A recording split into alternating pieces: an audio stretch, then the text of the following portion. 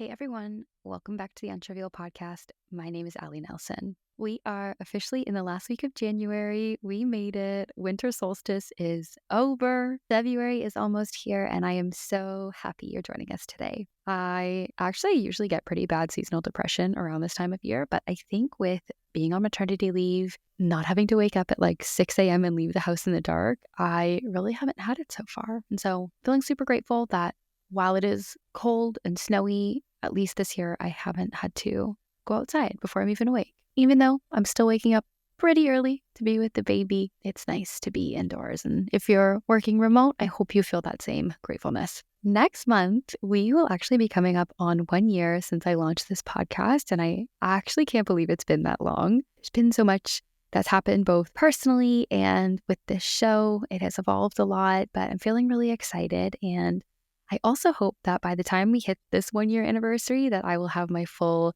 podcast home studio up and running.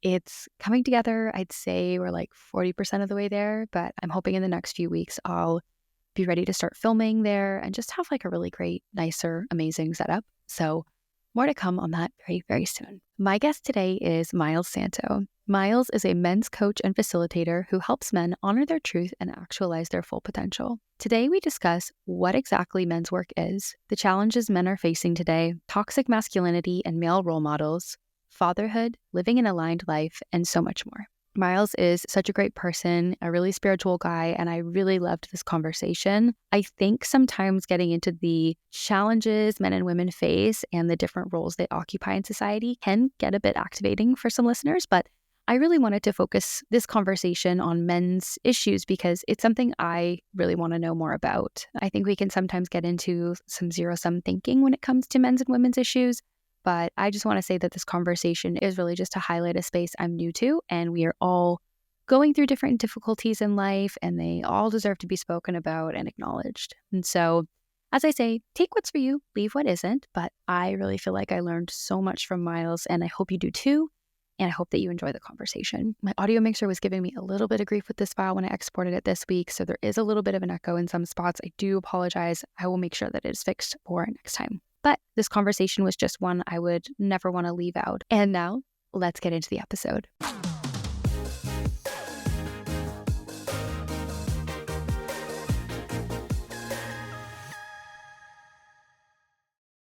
Miles Santo, welcome to the Untrivial Podcast. How are you doing today?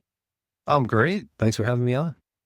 Well, I'm so excited to talk to you today all about masculinity, men's work, fatherhood, all of those amazing topics. But for those who don't know you, I would love if you could just take a brief moment to introduce yourself and the work that you do. Yeah, well, I am actually still technically a licensed dentist, but I am in career transition and I'll be leaving dentistry behind and shifting into men's work facilitation, mentoring men, guiding them to really just the very essence of their soul full time. And I've been like in both worlds for the last year, and I'm finally making the full transition, and it feels very exciting. That's amazing. Congratulations. So you started as a dentist. That's your background, I guess, school-wise. How did you find your way to men's work and pursuing that as a career in your current state? It was a synchronicity, but actually my wife led me to men's work. And it's something that I've noticed with my partners and other men that I've talked to is the feminine will sometimes really lead in either the growth department, the inner work world. And in my particular experience, my wife just sent me an Instagram post of a man that I did not know. And I said, "What is that?" And I don't even remember what the post said, but it woke something up inside me. And I said, "I need to know more." And then I just did the thing that I've done many times in my life, and more times than not, it works out. And it's just this idea of sending a message to someone you admire. Mm. That's very simple. It's like, hey, whatever you're doing really resonates with me. I just wanted to like connect. And more times than not, people are really excited to connect when you approach it that way. And he was very receptive. And I basically found myself all of a sudden entering a men's work world. And that was in late 2020. Amazing. So when you first entered the men's work world, what did that look like? I think for a lot of people, myself included, like I hear men's work, maybe I see it on Instagram, but I don't really know what it entails. Like, what is men's work? It's a tribe of men helping each other feel seen and heard in a non-judgmental way with an open heart and allowing them to actualize their potential. I think masculinity, it's just an opportunity to access your full potential. So it's men kind of holding space and helping one another. Go ahead and do so. And it's normal for women to talk about their feelings. It's normal for society to see women talking about their feelings. But when you see a group of men talking about their feelings, and it's not just sports or, being at the bar or whatnot, it's like, what's going on here? It looks a little weird. That I'm a little uncomfortable. This is strange. But actually feeling like the loving touch of another man is something most men have not experienced. And when you're in a sacred space, such as a circle of men around a fire, and you're pouring out your hearts to one another and talking about things that you've never actually been willing to share with another, you feel seen more than you ever have in your entire life. And it's something you have to actually experience and feel rather than just something you talk about. Yeah. Yeah, I totally agree. And I feel like you're right. Like women talking about their feelings, women expressing themselves, that's so normalized. It's so common. We can cry, we can scream, we can share anything with each other. But for men, it seems like that is a little bit more challenging. And for me, I always wonder, is it like a chicken and egg situation? Is it like, does the culture not allow for that space so men don't do it? Or do men not want to do it? And therefore the culture kind of doesn't have that expressing itself outwardly? Like, what do you think is the blocker for this being more common or for men feeling comfortable to share what's going on for them on that deeper level? Wow. Do we have a couple days or this to me feels like it's a multifaceted thing where it is a societal aspect of things where, for many generations, really, men were told that this is a certain role you're supposed to fit, right? There was the John Waynes, the like the lone cowboy, we like to call it the lone wolf, someone really masquerading around with armor on, a certain appearance outwardly, but inwardly, they're not really allowing anyone to see that internal light. And what happens is a lot of us men kind of quell whatever it is that might be coming up inside of us because we're just supposed to provide and protect. And there's an aspect of now modern masculinity is now asking, or modern manhood is asking men to really step into being more present at home. I call it the modern man's dilemma though, because you're still responsible for going ahead and providing and protecting and doing all the things that the men in the Mad Men era in the 1950s were doing. But now you're adding being an involved parent on top of it. But what's it doing to the man? It's leaving the man lost in a soup of, I don't know who I am anymore because I'm just wearing all of these hats, but I've never had enough energy. I don't have enough energy to actually go ahead and show up in a powerful way. I just feel like I'm surviving all the time, but I'm not feeling like I'm thriving. And a lot of men lose their essence, they lose their soul, they lose their purpose in serving all of these other roles, which there's a lot of valor and honor in that. Doesn't mean that they're doing a wrong thing. It is honorable to go provide for your family. But when you're doing it at your own expense and you feel like a little part of you is dying every day when you're going to work, Mm. that is something where you're actually just ignoring the true calling that's within you. Many of us stop there. We are resistant. We refuse the call because it's too scary to say, well, what would happen if I were to answer this call?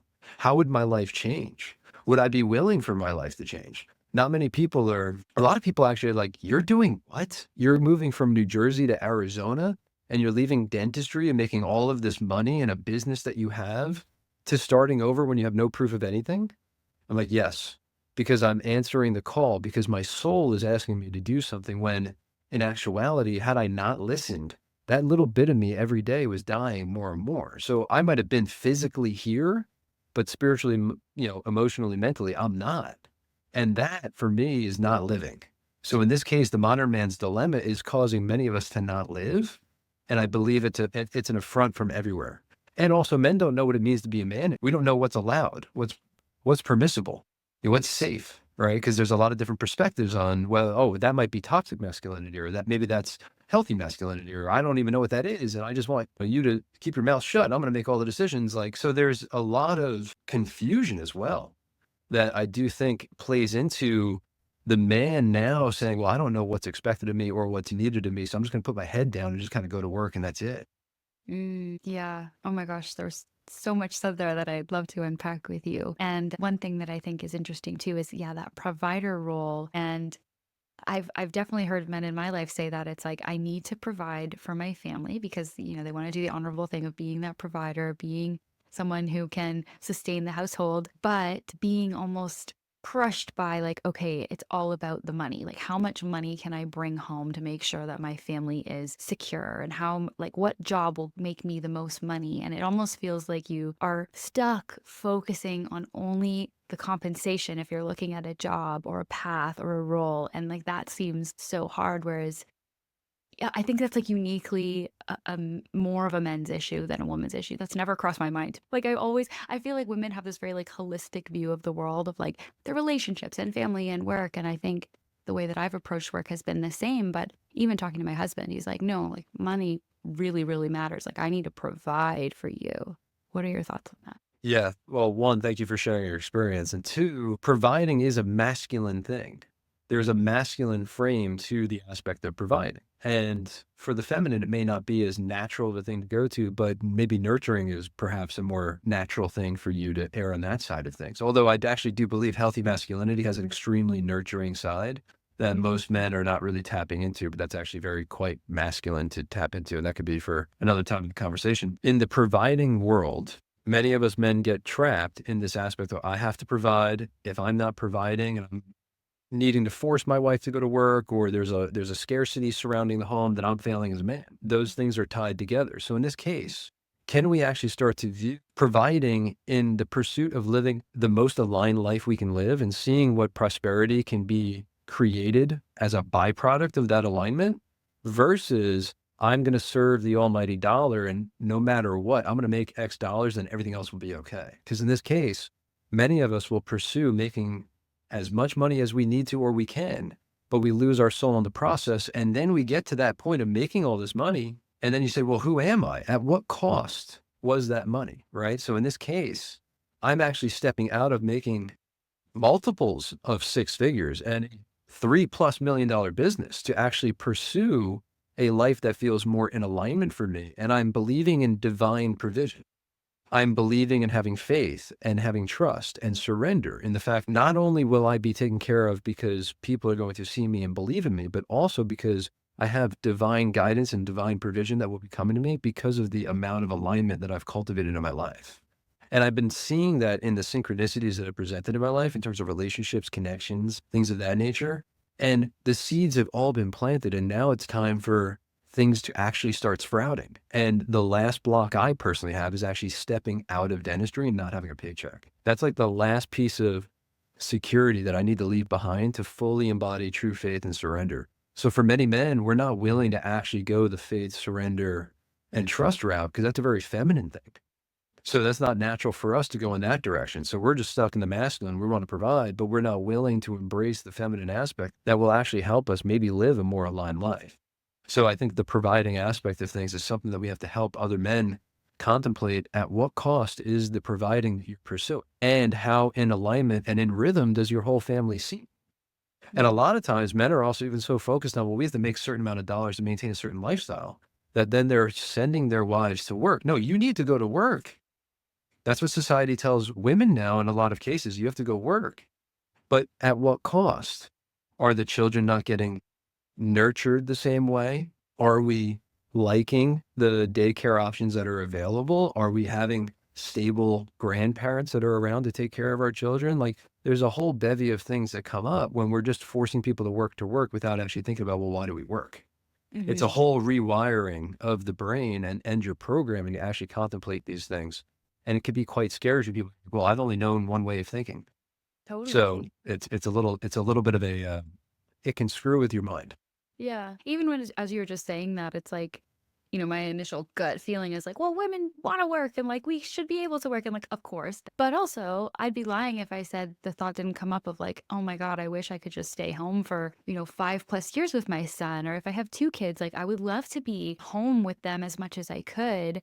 But sometimes, yeah, you get into this process of like, well, mortgage, car payments, we can't do that for that many years potentially. And so there are trade-offs. And you're so right. It's like, let's think about that a little bit more. And it could very well be the case that the man might stay home and the woman might go to work if that's what works for your family. I think there's a lot of different ways that can look and be depending on who it is. But you're right. I think everyone working for the sake of working and needing to work is maybe not as thoughtful as how deep we could actually get with that.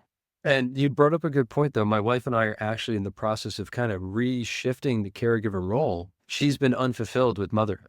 Not that she doesn't love our son, but she does need something outside of motherhood for her to feel purpose. Hmm. And in this case, we've realized, well, me doing all of the providing and her doing all of the caregiving was actually not a good balance for our family. So as we're shifting with me going away from dentistry and both of us moving across country with our son, she's also started guiding women and coaching women and creating programs, et cetera. So both of us have this opportunity now we created a life where we can work virtually and we're Right. actually going to share the roles. So I love being married to a powerful woman. And I love being married to a woman that can go ahead and provide and be even more potent. So in this case, a lot of men, the masculine also perceives the feminine to need to be in a certain role. But if the masculine can just revere the feminine and hold the feminine up and give the feminine space to really just blossom and be in their full feminine essence and beauty and glory, there's a lot of power in that. And a lot of men are driving their power from keeping their women small. Mm. So something I've seen a lot in men's work where it's like, well, are you actually uplifting the woman that you're with, or are you trying to keep her fit in a box and fit a certain role so that your ego can actually feel a certain way? So in this case, now we're actually opening up the opportunity for the woman to come online and shine because we as the men are holding a frame for her to actually step into that space in the first place. So now I've realized in my own experience is my wife actually needs to have something outside of motherhood for her. My mother did not. My mother was completely fulfilled with just being a mom. Hmm. But I also witnessed my mom collapse after we grew up and got older because she then had no purpose outside of that. So in this case, I do believe having some level of purpose beyond your child is important for anyone. And in this case, I've just been encouraging my wife to go ahead and step more into whatever that might look like for her. So I'm not going to say that women shouldn't work. I just think that work should be more intentional around what is this actually serving? Is it just to pay the bills or is it actually to help me live the most aligned life I can possibly live? Yeah, absolutely. No, I love your take on that. I want to talk a little bit about the state of men and masculinity today. I know you threw around the word toxic. I think it's something I hear way too much in the discourse.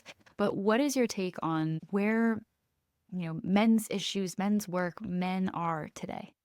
I think men are experiencing a lot of pain today. I think there's a lot of pain. There's a lot of, I don't have enough time. I don't have enough money. I don't have enough sex. There's a lot of that going on. But then there's an overcompensation of men acting a certain way, saying, I'm actually great. I got all these things. Look at all the material items I possess. Look at how much money I made this year. So there's a big focus on the external, but there's an abandonment of the internal. And I think that actually creates a lot of the toxic masculinity that people are experiencing. I even had a post the other day where I said I actually needed to be the toxic masculine to now be the healthy masculine that I am today. It was modeled to me as a young boy that, hey, men act a certain way. When you're in the locker room, you talk about women a certain way. You talk about the notch on the belt. You talk about what did you guys do? You kiss and tell and all this stuff, right? And it's not really a good way to live by any stretch. There's the guys flexing in the gym and they're the alphas, right? They're the bros, right? There's a lot of that energy that is quite toxic and people witness that and then they just label all of masculinity toxic at all. But if you actually can experience a healthy masculine presence, you'll experience more power than you've ever felt before because you'll have a man walk in who won't need to say a word and yet he will be heard.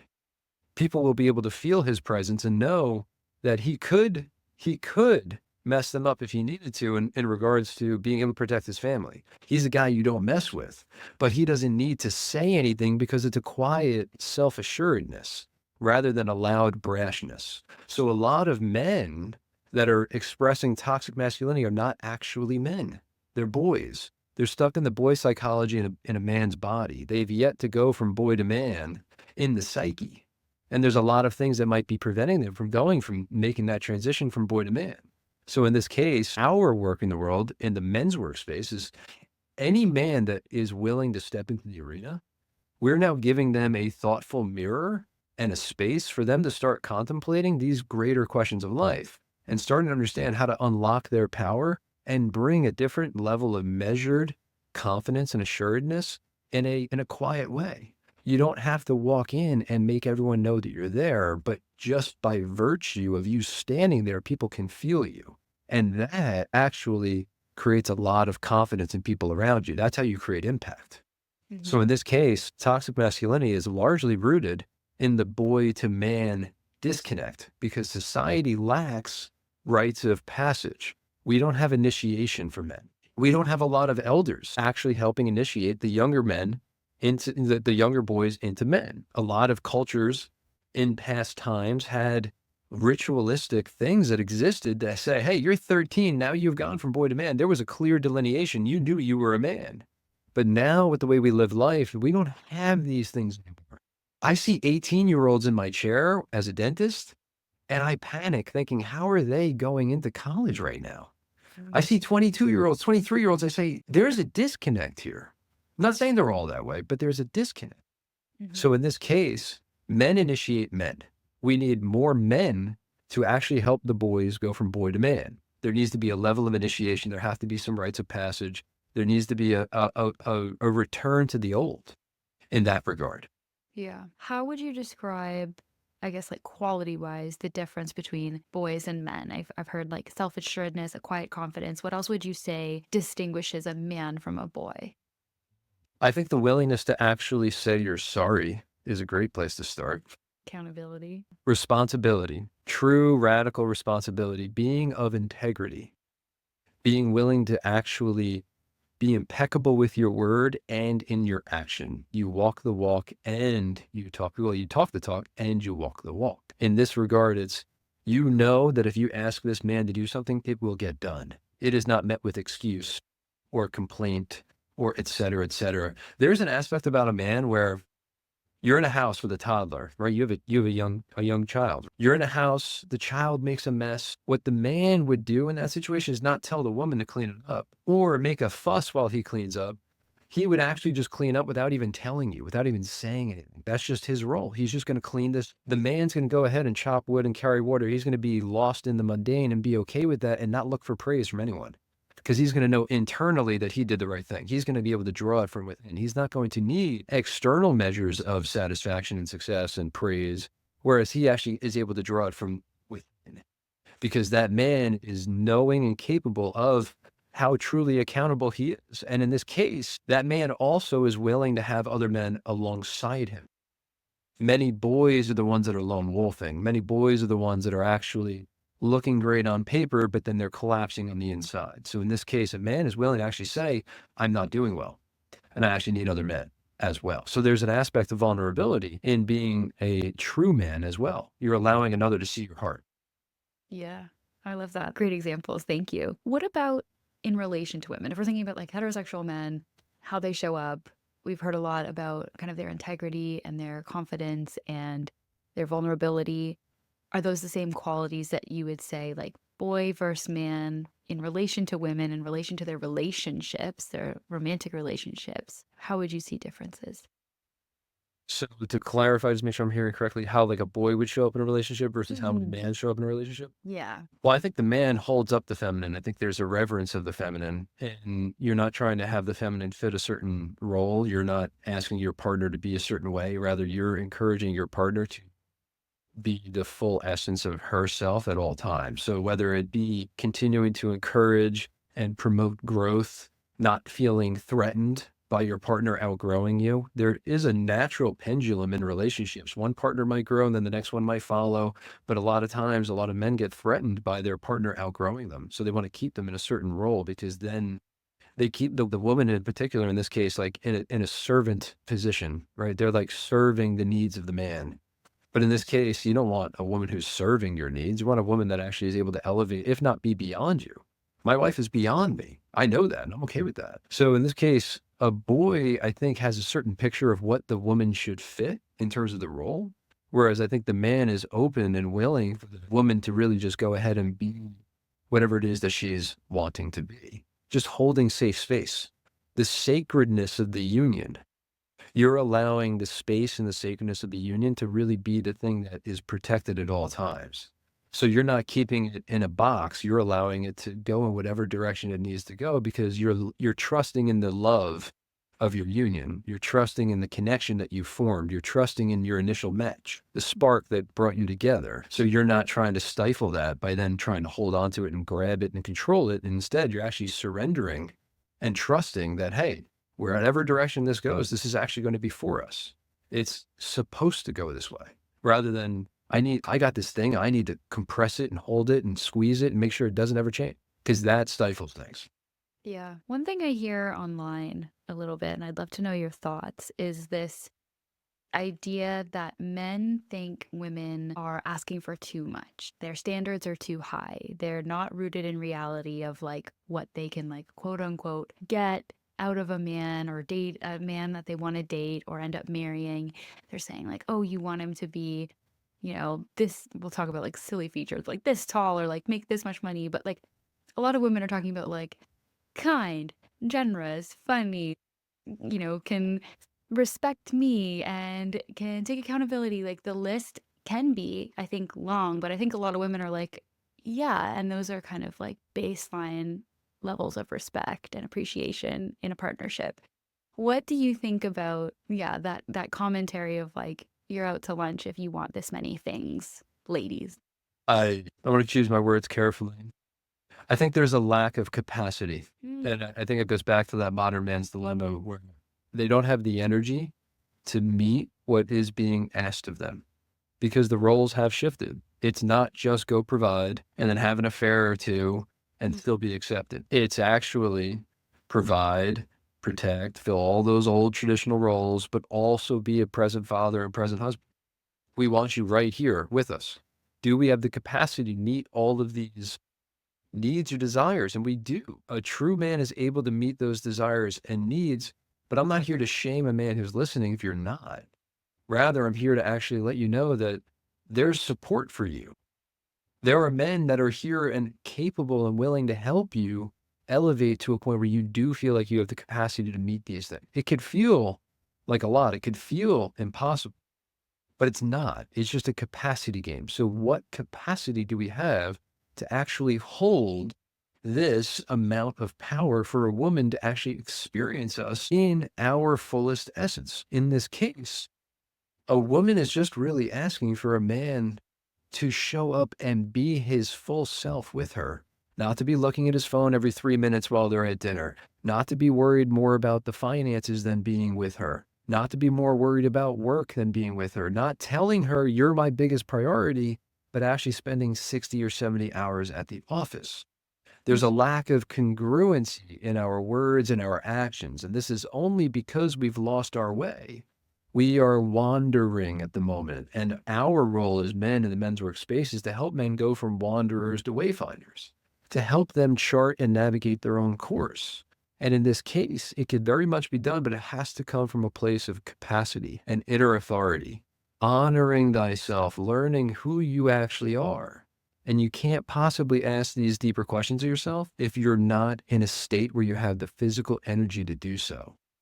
So if you're hearing this and you're like, wow, I don't know where to start, it's very simple. Take radical responsibility for the way you treat your body. Clean your vessel. The clearer and cleaner your body is, the more energy we will have, the more capacity we will be able to hold, and the more elastic we will be in our growth. It's not that complicated. It doesn't have to be that hard.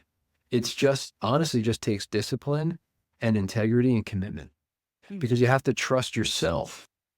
A lot of men that I work with don't trust themselves because they're not consistent. They don't keep their word to themselves.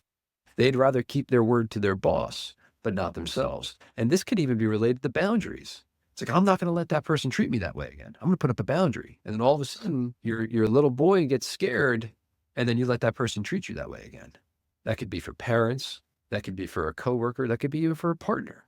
How much are we willing to actually honor boundaries? How much are we able to be in our authentic self at all times? These are important aspects that will actually give men that ability to go ahead and show up for a woman the way that they're actually asking them to show up. Now, the woman, though, is a part of the context. The feminine is a part of the context. So if women are asking for a higher, elevated stated man, what are they doing to also meet that standard? So if the woman is only caring about how she's looking on TikTok and what latest thing she wants to buy and this thing, how she wants to look, but there's no substance and there's no real rawness in those relations, then it's incongruent. So it's a part of the context. Both the man and the woman have the opportunity to elevate together at the same time. I love that. So You sound like a great role model for men, but what's your opinion on the role models that are kind of broadly around in the culture today for men? I don't even I'm thinking like Andrew Tate would be like probably a bad one. There's some other ones, but like what are your thoughts on who men are looking to in broader society and what they represent? When I referenced earlier that men initiate men and that there's a lack of rites of passage in this society, it's because I don't feel there's enough of a platform for really healthy, integrated men to be sharing themselves with the world. There's still too much of the boy that's out in the mainstream media. There's still too much of, yes, there's Andrew Tates that you're talking about. People are saying things just to be seen, but they're not saying things to actually really create impact, right? It's like you're raising the alarm, but there's no action step behind it to actually help somebody, right? So in this case, I think there's a big gap in who should a 13-year-old look to as this is the model of masculinity that I want to embody. I don't have a ton of great examples. So that's why I've been in the men's work space where I have met men individually who are not publicly known that I deeply admire because they are walking the walk. And now I've entered that arena where I'm actually like, I can't keep this to myself. I have to show up a certain way so that I can help make others know about this as well. And so I have the opportunity to work with a 22-year-old. I have a 22-year-old client, and he has a chance to witness a 34-year-old man who did all the things he was doing at 22. And Yeah. maybe now I can help him collapse time and he doesn't have to wait till he's 34 and gets hit over the head with a 2x4 like I did in life in regards to like how out of alignment I was. And maybe I can help him skip a couple steps. But his journey and his path will be perfect for him no matter what it is. So unfortunately, I do think there's a lack of role models and I don't have a great example of one to offer. Hmm. And I don't want to make people feel like discouraged by that. I actually very encouraged because I think that there's no better time than now for all men to rise up together. If we were to look at prior generations, this men's work didn't really exist. It kind of started in like the 70s and 80s, very grassroots. And it's still honestly very grassroots. It's still a very, very, very small portion of us that are committed to this space. So now, what better time for men to join and actually be able to dive into these things in a world where we are not getting drafted for world wars like prior generations.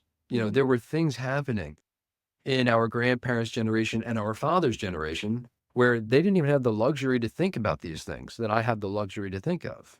It's actually a privilege for me to sit here and tell you that I'm in the men's workspace because I don't have to, like, I'm not needing to survive as much as prior generations of men.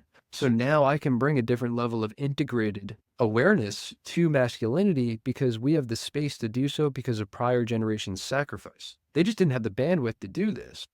So now we owe it to those generations to actually use our mental, emotional, physical, and spiritual capacity to go ahead and create spaces like this so that the next generations, my son's generation, your son's generation, can actually live in a much more integrated way and not be so wayward and lost as some of these younger children that I see are. Yeah, totally. And that's not to say there aren't a bunch of great male role models. I'm sure there are. We're not naming a ton of them, but like I even think like I know he's controversial, but Jordan Peterson has done a lot for boys and men, I think, in his time and with his books. Like he's someone that I really enjoy. I think I on think he's great. yeah, I think on like smaller scale. I don't know if you follow him. His handle is Man Talks. His name's Connor Beaton. I know. Yeah, Yeah, he's very good. he really cool. So like there's definitely a lot of male role models out there, but I think you're right. There's a lot more room and there's a lot of more room to go on a grander scale with things in this space for sure. What do you think women get wrong about men today? Wow. I think men would like to be seen more, but they don't know how to ask for that. What do you mean by that? Men have a beating heart that they just want it to be felt and seen and heard. They would like to know that their efforts are not in vain and that they're not needing to just meet a certain like standard that was just kind of created Mm-hmm. abstractly or arbitrarily. And rather, there's just someone right there like, I see you. There's an aspect of wanting women just of we wanting the feminine just to see us for who we are. But a lot of us have to be able to take the armor off to actually have that. And that's where a lot of the disconnect I witness between the man and the woman is happening. because the man's acting the way he thinks he needs to act. It's creating resentment in the feminine, and then it's creating the man to react to the resentment. And then they're just at war with each other. But Mhm. if we can actually get out of this cycle, then it would create a lot more healthy relation. And we might not have 50% divorce rate in this world. Yeah. The more the man can actually learn about themselves and then be able to share their heart in a true way, and then actually have that received by the feminine. Like, I watched a video the other day of a man he was holding wire, and he tells his wife, I think it's his wife, whatever woman it is that he tells, he goes, and he's like sitting there like crying. And she's like, what's wrong with you? And he's like, this wire, I've had this for 40 years. This is like my life. It's 40 years of my life in this wire. It's almost done. He's like, how is 40 years past? And she's like, and he's crying. And she goes, why are you wearing a Jets hat? And he's like, and then he just like gets up and like stops and like covers up his feelings. And he just goes. It's like this woman just totally missed an opportunity where her husband was like, holy cow, I've witnessed 40 years of my life go by in this wire. And now I'm starting to think about it. And it was a perfect opportunity for her to like actually just hold some space for him. And instead she was like, why are you wearing a stupid hat? And he Mm. just buried it. He just swallowed it. So I think there's really this aspect of just wanting to be seen and heard, and in a way where it's welcome. Yeah. Yeah. I think that that brings up a tough thing too, where it's like sometimes if men are vulnerable, if it gets shut down, they learn almost immediately, like, oh, don't do that again. And it's like they had like their one shot per decade of like opening up about something before learning, like, nope, not safe. Yep, that's it. So, and again, it's not, I'm not going to sit here and just tell me you have to pour your heart out and you can't be a strong man. Like, that's not, it's, there's power in a man who's capable of playing both sides. There's Hmm. power in a man who's capable of being the warrior and the lover, someone who could be the king and the magician. Archetypes exist. Do we have the full range of depth to actually go in any direction in a moment's notice? That is the warrior path.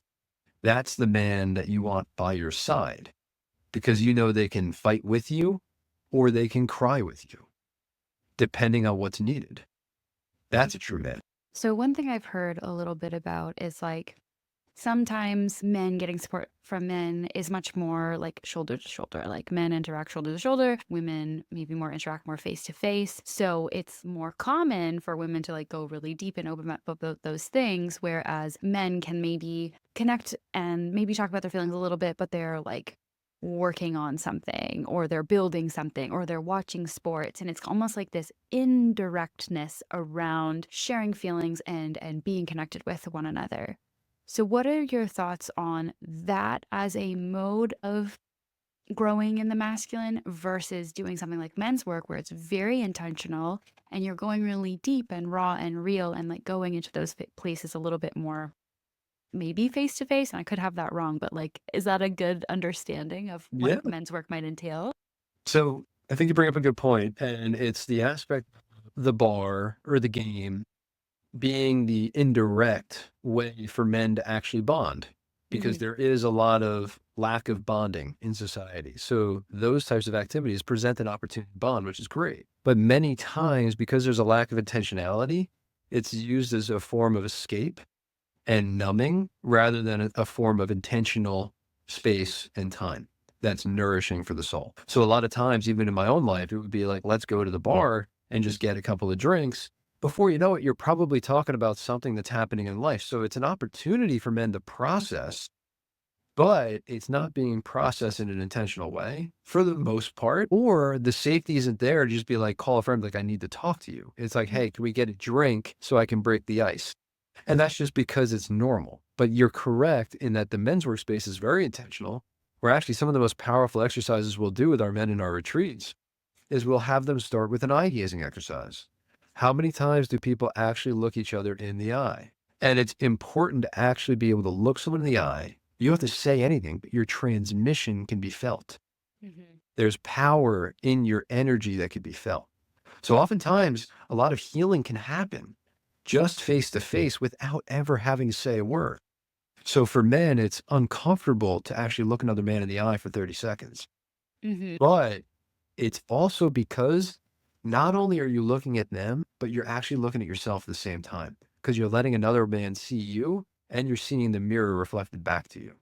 So in this case, a lot of men want to divert. They want to look over here. They want to look over here because it's uncomfortable about what am I seeing in you, but also what's it telling me about myself?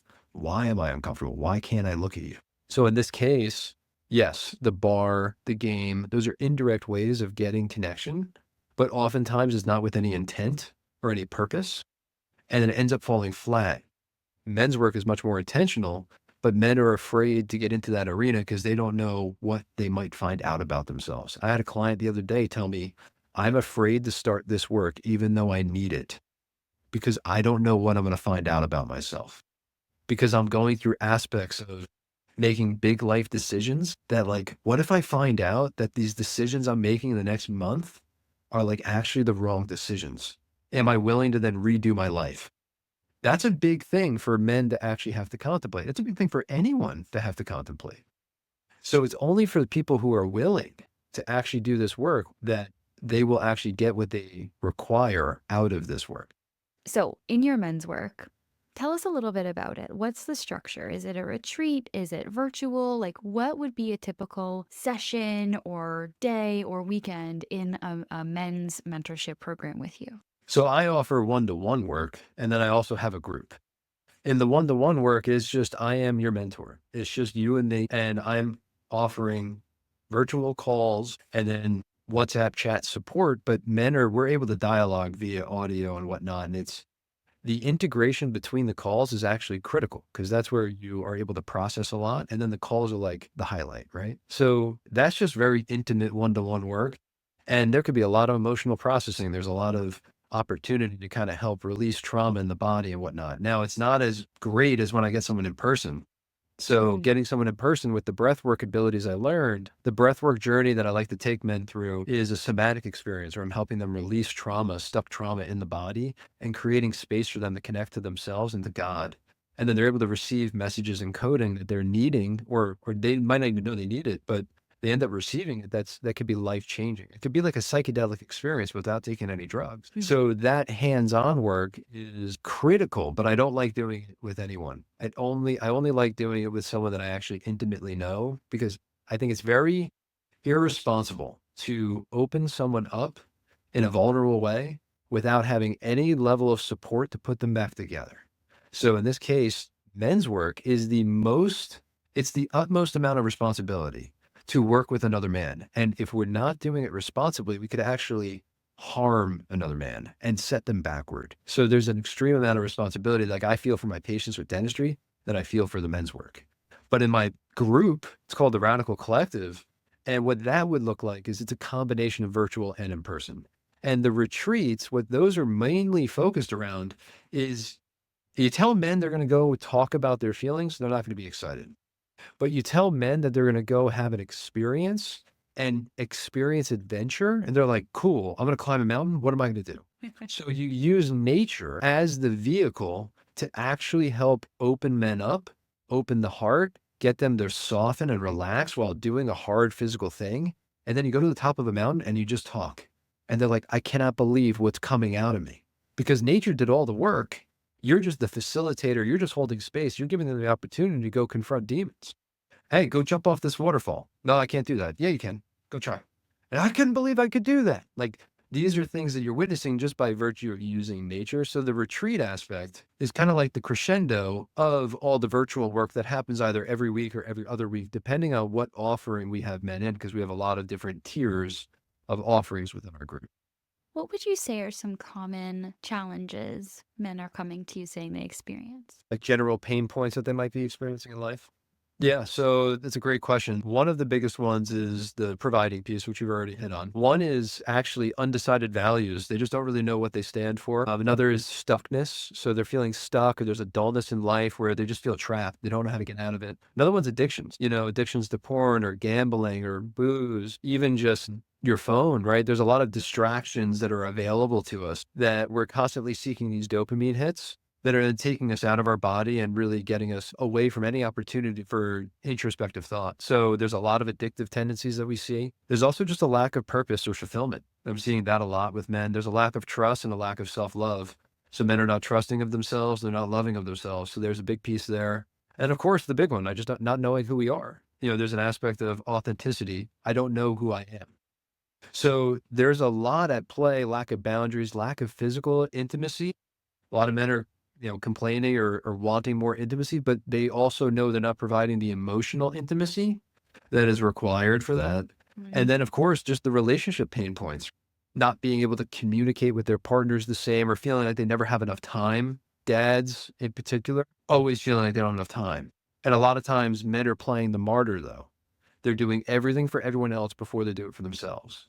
So a lot of times we're seeing a lot of self-sacrificial behavior, which is, and again, an honorable thing. Like, hey, I am working 6 days a week to put food on the table. I am taking care of my kids. I'm taking care of my wife, but you're not actually home. And then it creates an absence. So there's a lack of presence. So that's very much felt as well by the family. Men feel the lack of presence, but they're like, but I have to provide. So then there's a conundrum. Yeah. So and then here's the other big one. I didn't mention it. Fear of failure, fear of rejection, fear of not living up to others' expectations. And then, of course, just fear of not living a fulfilling life.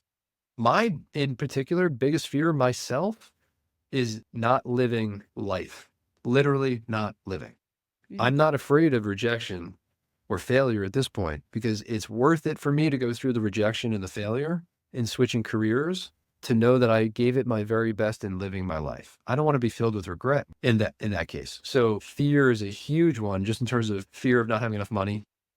Like the scarcity mindset's very strong. The money consciousness in talking to men, there's a lot of lack. So helping men shift from scarcity to abundance, it sounds simple when you use words like that, but to actually feel it in your body is extraordinarily challenging.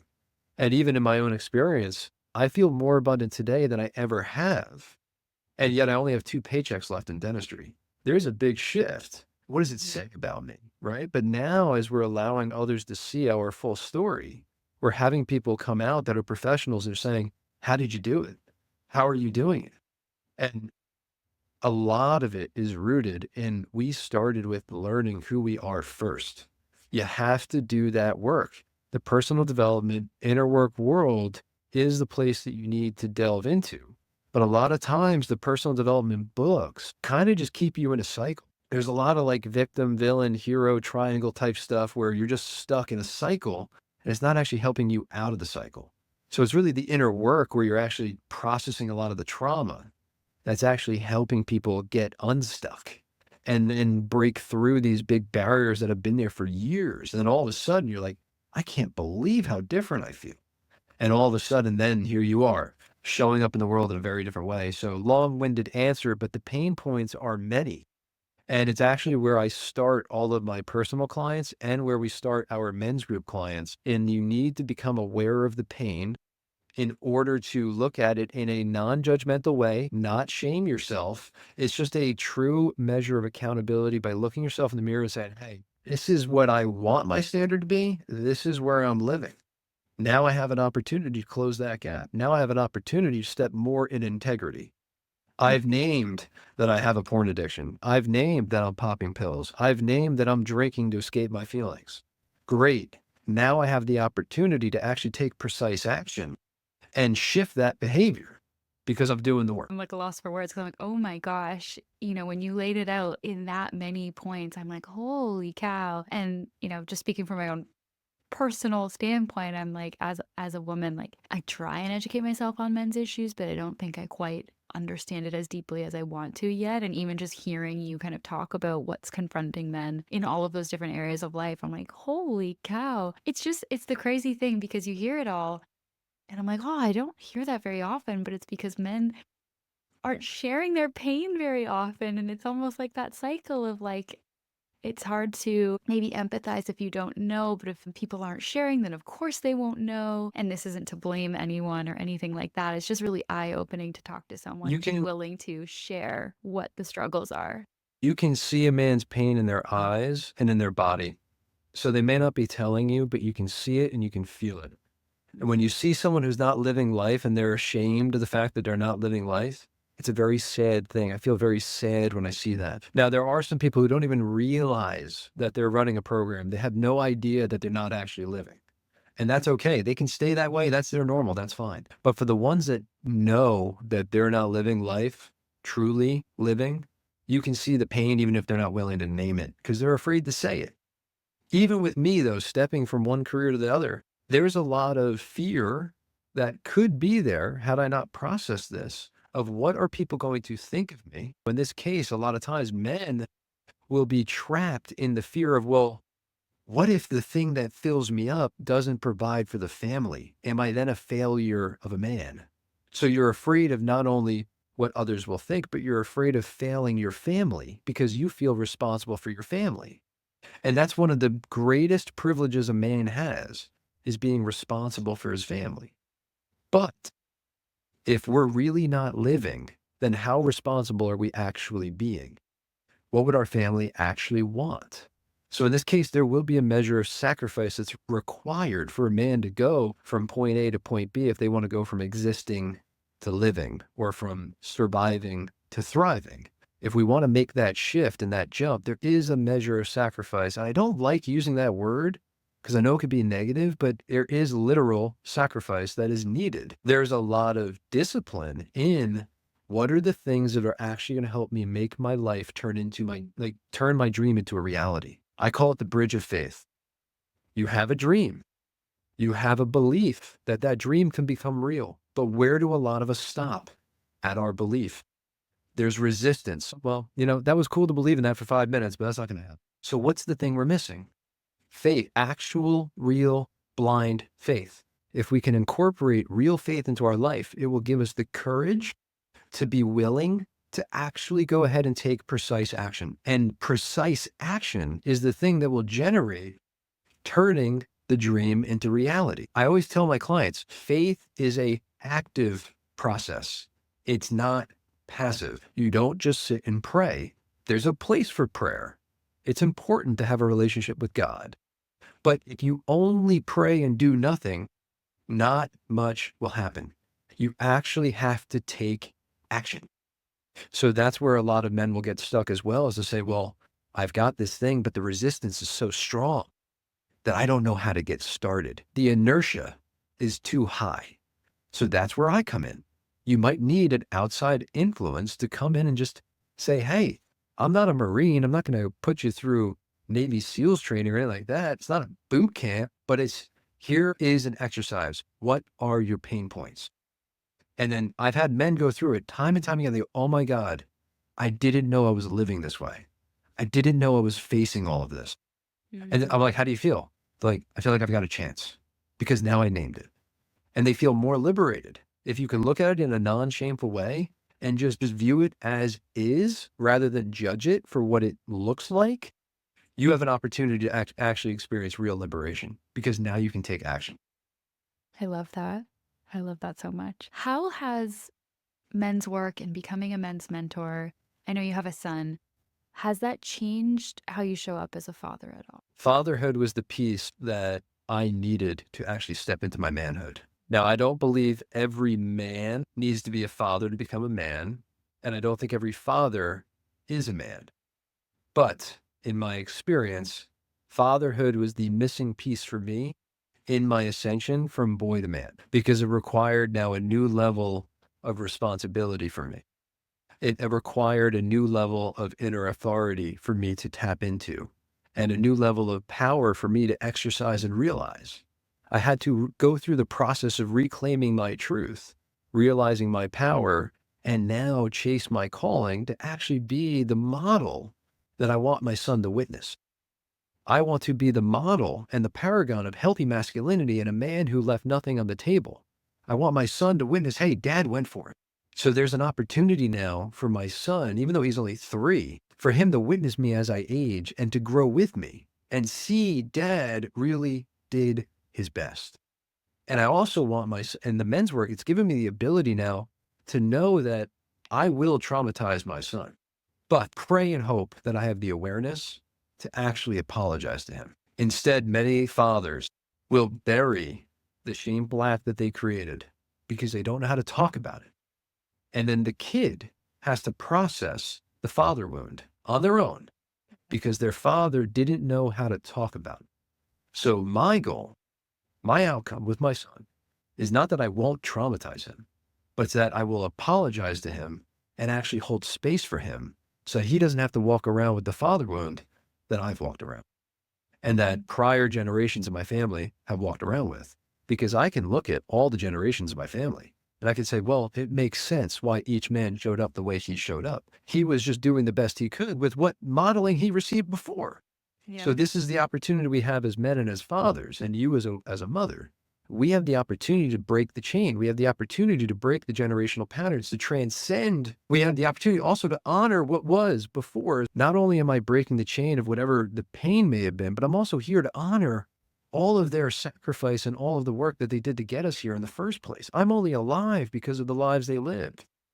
So what a privilege I have to actually go ahead and continue the line. This, for me, is the ultimate responsibility we have as men. And I feel that fatherhood was the piece that unlocked the last bit of responsibility that I needed to access to actually step into my full man. That's so powerful. How focused you are on breaking cycles and apologizing and being able to communicate with your son. I think a lot of people have fathers that are quite stoic and don't share too much, and that's been like, oh, that's dad. That's how a lot of dads are. But you're right. I think there's so much power in being able to talk and go deep with your child and be able to take accountability in that space too, and apologize when you do something unintentionally not right in parenthood, which we all will. We all will get there. And dad might want to apologize, but dad might not know how. Right. So there's a stuckness in the ability to apologize. I just, Yeah. literally we don't know how. So then there's an aspect for me as a son. How is it for me that maybe my father might not be able to apologize the way that he would like to for whatever thing it might be, hypothetically? Well, now, because of an experience that I've had, now I've got the opportunity to transcend that for the new generation, for my son. I can learn how to give it to myself. I can learn through EMDR therapy or through visions or through breath work where I can visit myself at a younger age and give 9-year-old Miles what he needed from 34-year-old Miles. I can go back in time and visit him and give him what he needed. I can do that. We have that power as people. We have the ability to give ourselves what we need. We don't have to just wait for it to get it from others. So in this case, that's been part of my journey as well, is accepting people for who they are. They are who they are. They are where they're at. You can't expect them to go somewhere that you think you need them to go. Mhm. You just have to meet them where they are. And you have to learn to release the attachment to expectation of them being a certain thing. We as young adults have the opportunity to just be what we need ourselves to be. That's accountability. That's responsibility. Yeah, totally. What would your advice be? So say there's a man listening to this podcast right now. He hasn't entered the world of men's work yet. Maybe he's feeling stuck. Maybe he's resonated with some of the pain points that you've outlined. What's your advice in terms of how to get started or how to take that initial next step? Well, of course, in person's the most powerful. If you have a local men's group, that's great. I would look around, see if there's anything that's available in your area. If there's not, though, come to me, come to other men that you're witnessing online. This work is still tremendously impactful virtually. And then there's the opportunity for the in-person eventually. And it just requires the willingness to reach out. And when you reach out and another man then responds, don't recoil and run away. Actually step further in. As many times I've had men reach out, they start the conversation. The excuses come. I don't have the time. I don't have the money. But at what cost do you not have the time? Do you not have the money? Is this not the most important work we can do as men? To actually understand who we are and show up our most true, authentic, powerful selves in the world. If we are able to do that, our families will be taken care of. You don't need money if you're showing up like that because you will just have money. It will be a natural byproduct of it. Money is energy. Mm-hmm. It flows. It's quantum. So if we can step into a space where we're allowing money to flow just by us being, that's true power. So in this case for a man, if he's like, I don't know how to start, Miles sounds like he's on another level. Well, guess what? I probably was in your shoes in the past. I can guarantee it. I didn't start this way. I started this journey when I was 28. Now I'm 34. It's been 6 years of devotional work. Are you willing to be in full devotion of your own self-mastery? Devotion is a piece that many people get scared of. Well, what does it mean to be devotional? I thought sacrifice everything. Oh, but it just means that you're not going to give up on yourself. It just means that if you screw up, you're going to give yourself some grace. You're not going to Mhm. judge and shame yourself into oblivion and then you never start again. No, you're just going to give yourself grace. Stop being hypercritical and just give yourself some space. Say, you know what? I screwed up. Now I'm going to go again. And when you're around other men, it's a lot easier to give yourself grace because they'll remind you to give yourself grace. Because Mm. I'm one of the toughest critics I've ever met. And when I'm sitting in a circle crying about something or complaining about something or something happened, they're like, have you given yourself any grace? And I'm like, what? No. So that's the power of men as well, where they're able to reflect to you what you're not able to see yourself. And then typically when one man shares, every other hand in the circle is going up because they're experiencing that same thing. And what I've learned in men's work is men are not, yes, men are unique. We're all unique, but the problems or the pain that we experience is not unique. And the more you share it with others, the more you're able to transcend it. Yeah, and just having people around you who are encouraging and supportive, like that's so powerful. That is so important to anybody. Okay, last two questions. If listeners could take one thing away from our conversation today or one thing away from you, what would you want that to be? I've been on a journey of learning who I am since I became a dentist. I was conditioned to live the life that I chose. I did make the choice to go become a dentist. I made the choice to buy the house, but I did those things from faulty programming, from faulty conditioning, because I never actually learned who I was at a young age. And many of us don't because there is no such thing in our school system. We're not helping someone understand who you are. Instead, we're getting taught to fit inside a box. So in this case, I made decisions for my life from an incongruent place. And I've been unraveling those decisions since the day I made them. I've been deconditioning everything I was taught to be, and I've been remembering everything I was born to. And this is, in my opinion, the greatest journey of liberation any single person can go through. Because what sounds more exciting? Living the life that people told you to live when you were 10, 11, 12, and you've adopted their limiting beliefs as your core belief system when they may have adopted those from another person that you don't know, whose story is the belief that you believe in? That's something I want people to contemplate. Right. Whose story is that belief? Is it yours or is it someone else's? What about your money consciousness? Is that yours or is it someone else's? Okay. Well, what's yours? Are you willing to find out? So in this case, learning who we actually were born to be and doing that work is the most liberating work we can ever do. That to me is a lot more worth living than living a life that we're taught to live and then getting to the end and wondering, well, I wonder what if. Wow. That was incredible. And I think it struck a chord with me and I'm sure struck a chord with anyone who's listening to this. Like whose life am I living in for who and how long have I been doing that and is it really aligned with what I want to be doing? And I think yeah, it's a scary question for a lot of people because our world is so it's just designed for us to run the rat race and climb the corporate ladder and be who we were told to be and do the standard things. But you're right, that is such a great question to pause and really ask yourself if you're living an aligned life with yourself. So thank you so much. Last question here. Where can people find out more about you, get connected with your men's work or virtual sessions? Like tell us all about Miles Santo. Well, you can look up my name, Miles_Santo on Instagram. You'll see me and all of my work on there. I share a lot of spicy topics. I think the one that went viral was why your wife is not having sex with you. That was a good one. The men's group where I would, if someone's interested in one-to-one, come right to me. But if you're interested in a men's circle and a space and a group, go to the Radical Collective. I think it might be the_radical_collective. But you could also look us up online, theradicalcollective.com, and you can see our offerings, the Radical Path and the Radical Universe. The Radical Universe is space for men to have brotherhood, to be in a joined tribe where we dive into difficult topics every other week.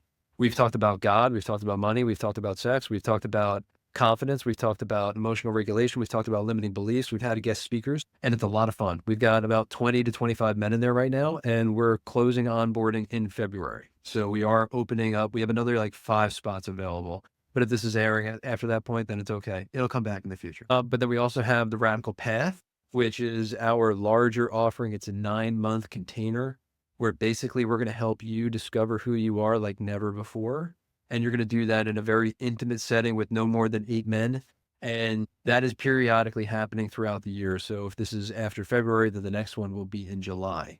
And again, you'll be able to see our ethos video and all of that on our website, which we just finished. And we're very excited to be sharing with all of you here today. So thank you for the space for me to share that information. And then you also have a podcast, right? I do, yeah. So there is the Radical Collective podcast for anyone who's interested in this type of conversation. But I also have a podcast with my wife, and that's called The Match. And we have only released 1 episode so far, but we are working on getting on Spotify and all of those platforms, and that will be available. But if for any reason anything I said piqued your interest and you find me, then at the moment, just contact me, and I'm happy to get you the link to our podcast. And the first conversation was called The Void.